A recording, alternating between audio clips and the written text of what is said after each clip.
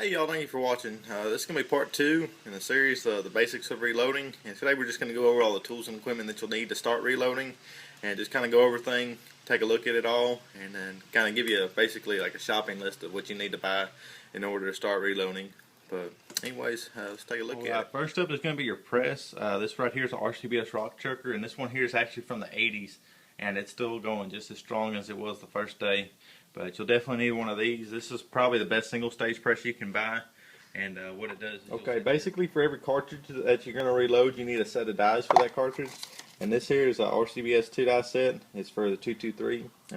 And with your rifle sets, it comes with a desizing and depriming die and a bullet seat and crimp die. And we'll get more into what exactly these do later on. But you'll need a set of dies for each cartridge that you plan to reload.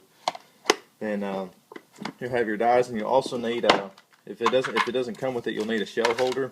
And what this does is this just basically sits onto your press and holds the cartridge case in there like that. So that way you can work with it on your press. But the RCBS ones don't come with it. The Lee die sets do. But you'll need the shell holder and dies for each cartridge that you'll. Another really good tool to have is a set of calipers.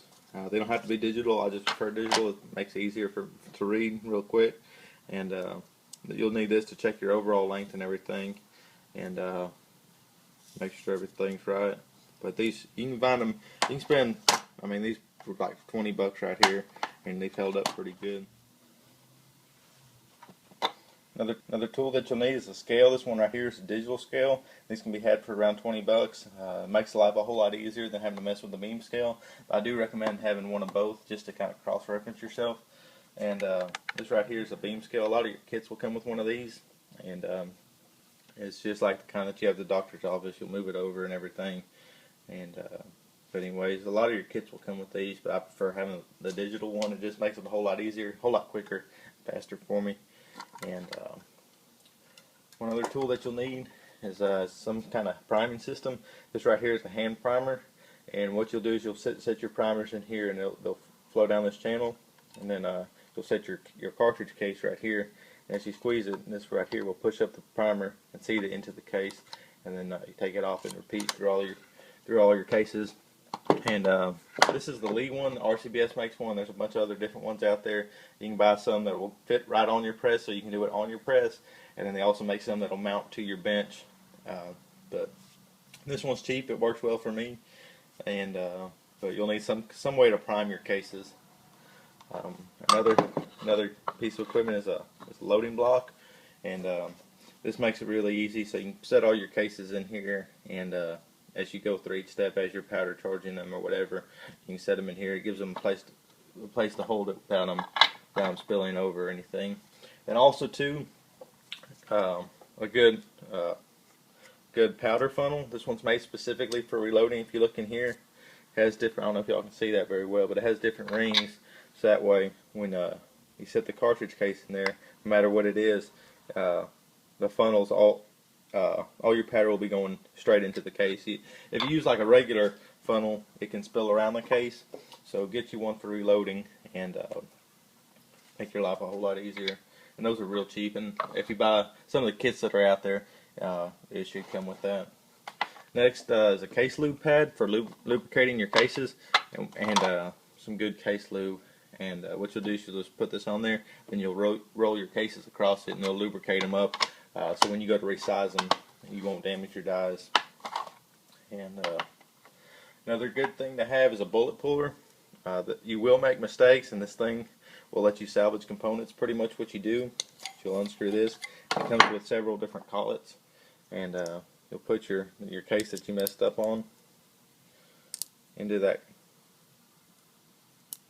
collet like that. See, it'll hold it. Screw it in there like this. And you'll whack it down on the surface, on a hard surface a couple times, and the inertia will actually pull this bullet out. That way you can save your bullet and your brass if it's not damaged, and redo it. You will make mistakes, and this one will let you salvage the components, so it's a really good tool to have. This little guy right here, this is for cleaning out your cases. He's nice to have, and it's just like a brush, and you can You can push it down in there and kind of clean out your cases inside of them if you don't have a tumbler or a sonic cleaner or something. Definitely your most important tool is going to be your reloading manual, and this one here is the spear. In the first video I kind of went over these, but you definitely need to have a reloading manual. This is the most important tool on your bench, and read it and understand it, and get you, if you can, get 2 or 3 just to cross-reference yourself, and others have more additional information that the other one might have left out.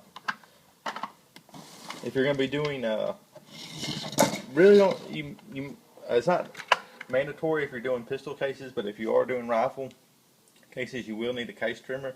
This one here is the Lyman Universal Case Trimmer. I did a review on it, and the video will be right up here. Click on that box. But anyways, what this one does is pretty much you'll put your cartridge case in here, and then you can set the length that you want it at right back here with these, and you'll spin this and it'll cut this down to the size that it needs to be, because as you fire your brass, it'll expand and your brass will actually grow a little bit longer, not much, but you'll need to trim it down so it's all the same length. That way you can reload it. But case trimmer is a must if you're going to be doing the powder measure and powder throw. And this is really nice to have. What you'll do is you'll put your powder in here at the top, and then you can set how much it lets out. You'll put your case in here, and then it'll dispense the powder for you, and then makes it a whole lot easier. That way you're not scooping it out little by little, putting it onto your scale and trying to get it exactly right. These aren't much. They're maybe 30-40 bucks, and speeds up the process a whole lot. So I definitely recommend getting a powder throw. Another optional tool to have that's really nice is this. This is an ultrasonic cleaner, and these are really nice to have. It'll clean your brass really good. You put it in here with some solution. I usually use vinegar and lemon juice and water, a little mixture of that. I'll do a video on this on case cleaning, and mix that with some water, turn it on about an hour, and it'll get them really super clean.